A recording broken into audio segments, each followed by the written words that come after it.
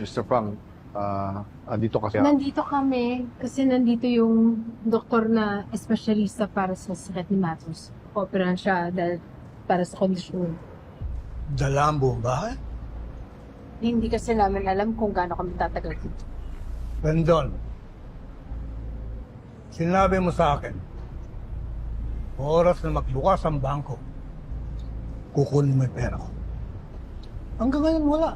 Kahit na 5, wala akong natatanggap. Stop! Huwag ka na magpalusot. Alam ko may bala kayong umakas. Alam ko na ang gagawin mo bago mo palang isipin. You cannot pull me, Rendon!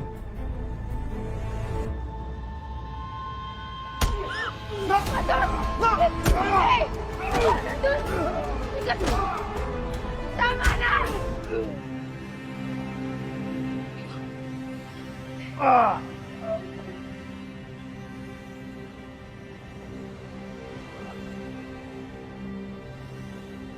Gusto mo ko lokohin?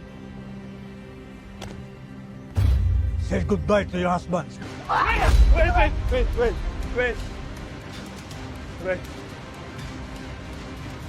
Pag pinatay mo kami, hindi mo na makakuha ang pera mo. Alam mo, Iyo, alam ko na wala ka kayong pera. At alam ko, hindi nun niya ako mababayaran. At wala na kayong pakinabang sa akin. You're wrong. Mr. Fang, we can be your biggest asset. How? Marami kayong businesses, right? But legal businesses. Kaya alam ko na hirap kayo gumalaw dahil marami nakabantay na pulis sa inyo. We're legitimate. We have real estate. And we can expand into manufacturing and trucking and anything you need. Magagamit niyo ang businesses namin as your front. Why would you do that?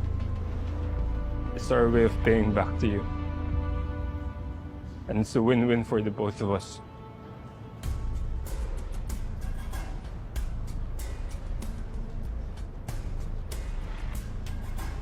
You just saved your father's life. Sabi in touch, Scarlett. Pagamot mo yung anak mo.